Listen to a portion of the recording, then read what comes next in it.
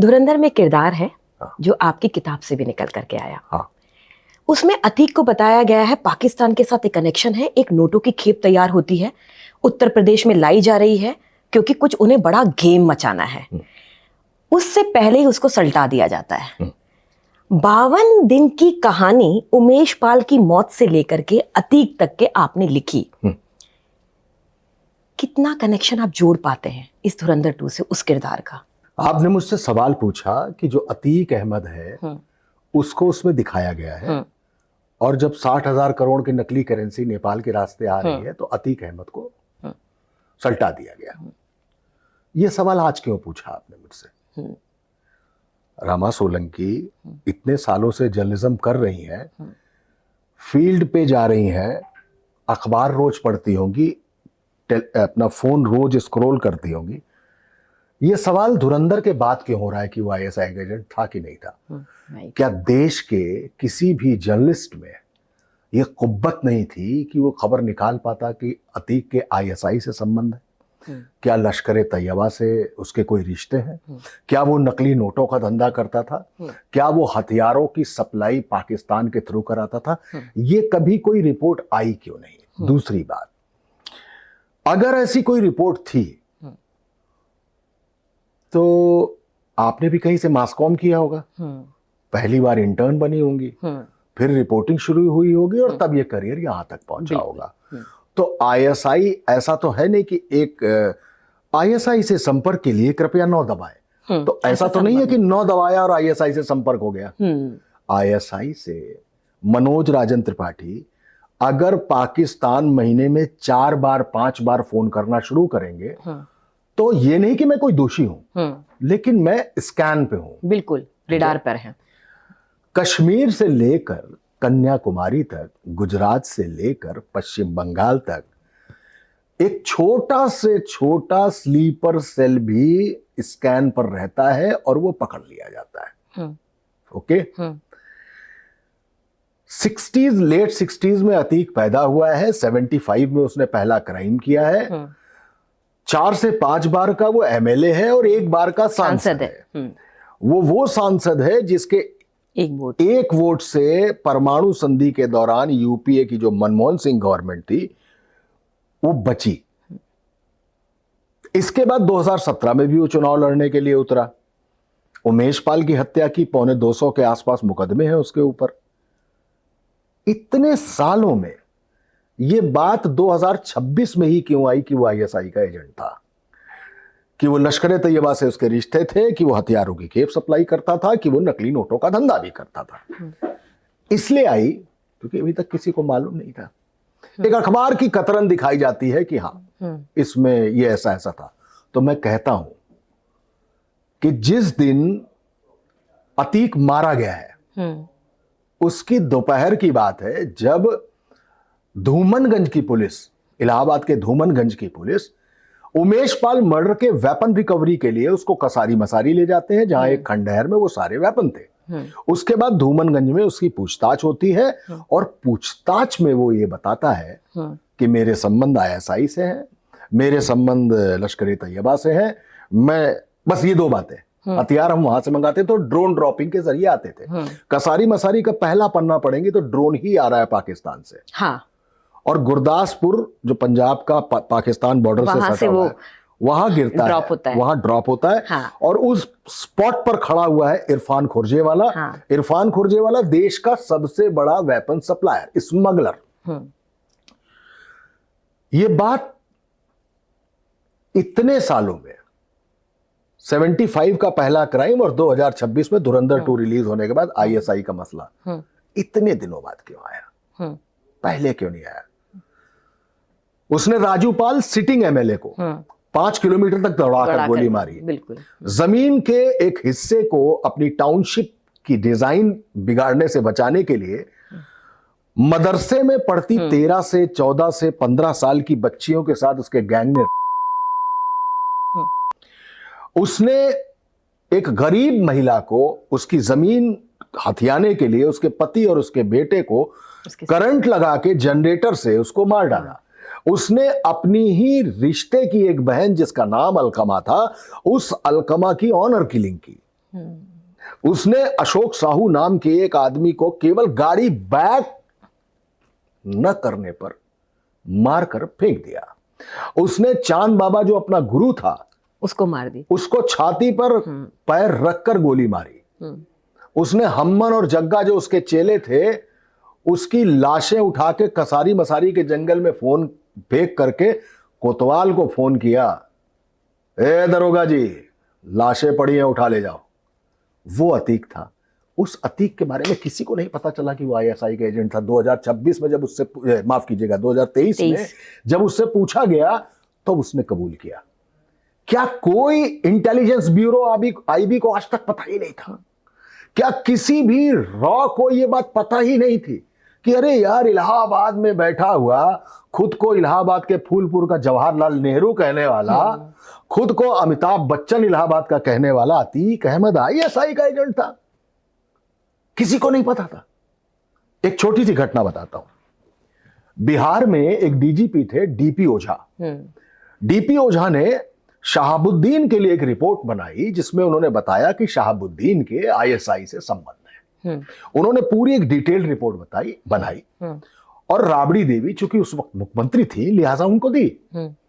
राबड़ी देवी ने वो रिपोर्ट कहां की छोड़ दीजिए, लेकिन डीजीपी डीपी ओझा हटा दिए गए। यहां पर एक बात आती है कि एक अफसर ने बनाई रिपोर्ट, वो रिपोर्ट कूड़ेदान में ट्रैश कर दी गई। अतीक के लिए ऐसी कौन सी रिपोर्ट थी आज तक? कोई भी नहीं। इसलिए अब आते हैं धुरंधर 2 पे। धुरंधर 2 में जब आप शुरू से देखना शुरू करेंगी तो आपको उनके प्रोडक्शन, डिस्ट्रीब्यूशन, प्रोड्यूसर्स के लोगो दिखाई देंगे। Brand partners, media partners, OTT, satellite partners, music partners सब दिखाई देंगे। उसके बाद लगभग 70-80 सेकंड का एक डिस्क्लेमर आता है। इस कहानी के सभी पात्र काल्पनिक हैं। किसी भी जीवित या मृत व्यक्ति से इसका कोई लेना देना नहीं है और दर्शकों को सख्त हिदायत दी जाती है कि वो अपने विवेक का इस्तेमाल करें। इसके बाद तो कहानी खत्म हो जाती है। आज सारा मीडिया, आज सारे लोग इस बात पर बात कर रहे हैं कि वो आईएसआई एजेंट का एजेंट था एक धुरंधर फिल्म आने के बाद, जिसमें अतीक को आतिफ दिखाया गया, जिसमें नोटबंदी के दौरान यानी नोटबंदी होने से ठीक पहले अतीक को 2016 में मार दिया। और वो उस इलियास से बात कर रहा था, पिक्चर में मेजर इकबाल से बात कर रहा था, जो 26/11 के हमले में कस्साब एंड कंपनी से लगातार सैटेलाइट फोन पर जुड़ा हुआ था। तो इस कहानी के सभी पात्र काल्पनिक है, किसी भी जीवित या मृत व्यक्ति से उसका कोई लेना देना नहीं है। यह है इस कहानी और उसके अतीक का सच। एक लंबी पत्रकारिता की दुनिया आपने देखी, बहुत उतार चढ़ाव देखे और आपने कुछ ऐसे मामले किए जहां मुख्यमंत्री को अपने मंत्री को रातों रात सीट से हटाना पड़ा जी। ये कसारी मसारी कैसे जहन में आ गया और आपने 52 दिन की कहानी क्यों लिखी? एक्चुअली हम लोग अतीक को जानते थे, विधानसभा आना जाना होता था, सपा कार्यालय आना जाना होता था, और इलाहाबाद तो राजू पाल का मर्डर भी कवर किया था। सुवेट्स कॉलेज में जब वीसी और वहां के प्रोफेसर्स को अतीक ने मारा था तब अतीक को मैंने फोन करके लाइव पे बैठा रहा था। That time Suvit Awasthi was anchoring the show. मैं लाइव पे खड़ा था और अतीक इलाहाबाद से लाइव पे था। एक छोटी सी चीज बता रहा हूँ। और अतीक से बातचीत होती थी। बातचीत कैसे होती थी? अरे लाइव पे आ जाइए, यही तो है। हम किसको लाइव पे नहीं बैठाते? आप भी रिपोर्टर हैं। उस अतीक को जानते थे। मैं भगवान शिव पर एक किताब लिख रहा था और वो किताब करीबन 100 पन्ने के आसपास पूरी हो चुकी थी।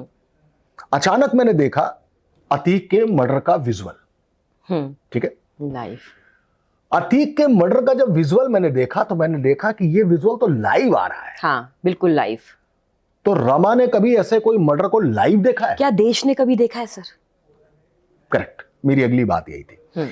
हमने देखा कि आरुषि हत्याकांड में उनके पिता की जब पेशी हो रही थी डॉक्टर तलवार की, तो एक बंदे ने उन पर हमला किया। बिल्कुल। हमने कैमरे से कैप्चर किया, स्टूडियो लाए, टेप लगाया और डेफर्ड लाइव। ओके। हमने देखा कि अरविंद केजरीवाल को किसी ने तमाचा मारा, कभी स्याही फेंकी, कभी कुछ भी किया। हमने टेप किया, ओबी पे लगाया और देन डेफर्ड लाइव किया। ठीक है, ये केस लाइव था।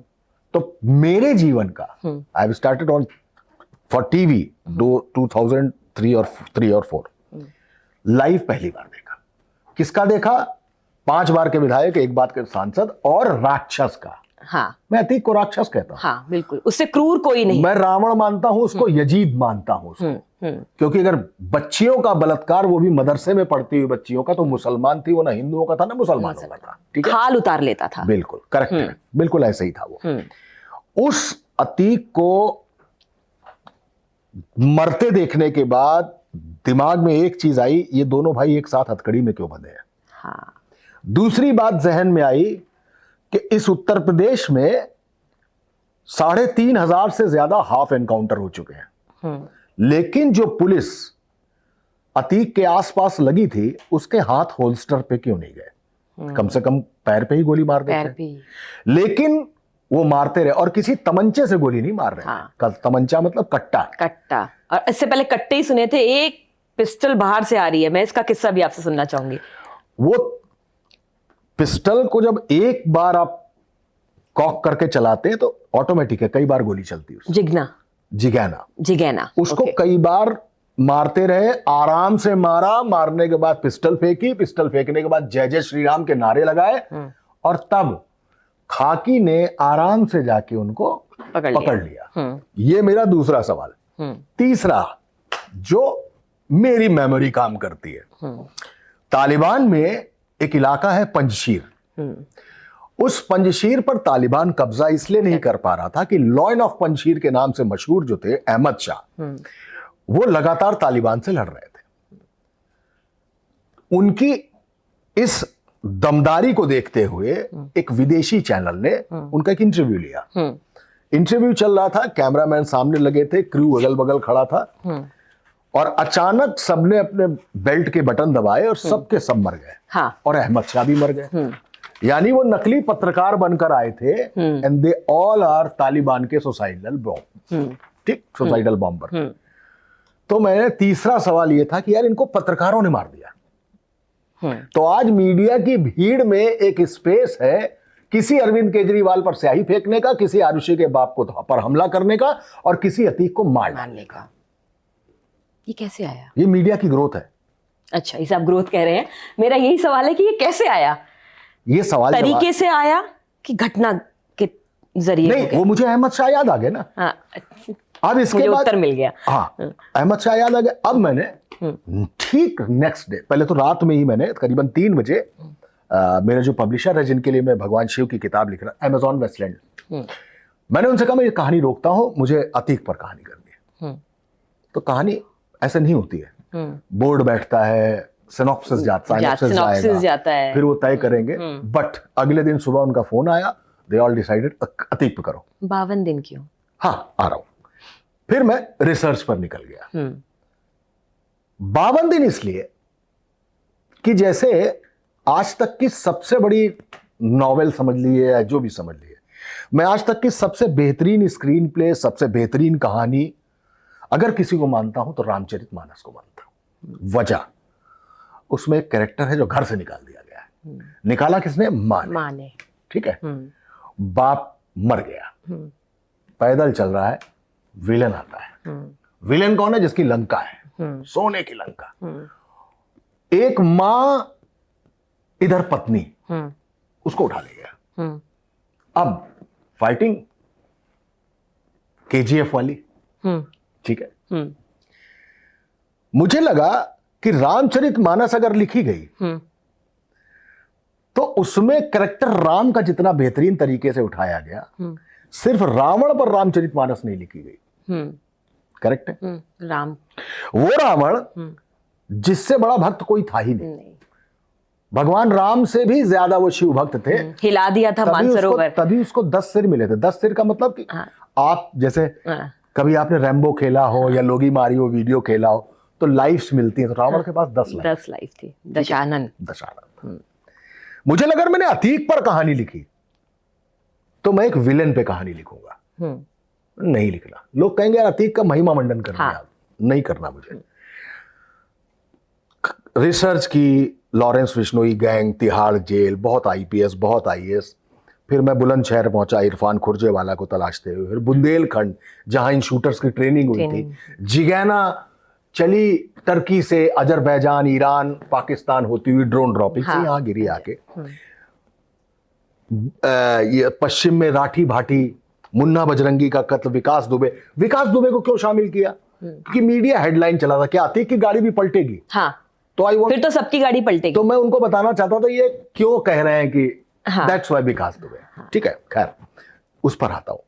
फिर मुझे लगा कि इस कहानी का जो सबसे स्ट्रॉन्ग पॉइंट है, जिसको आप कॉपी बोलते हैं, एंकर जिसको, इस कहानी का एंकर सिर्फ ये है कि उमेश पाल के मर्डर से लेके अतीक के मर्डर तक जो 52 डेज की कहानी है, उसमें मर्डर की प्लानिंग कैसे हुई, एग्जीक्यूशन की कैसे हुआ, दिस इज द स्टोरी। इसलिए मैंने 52 डेज की कहानी लिखी।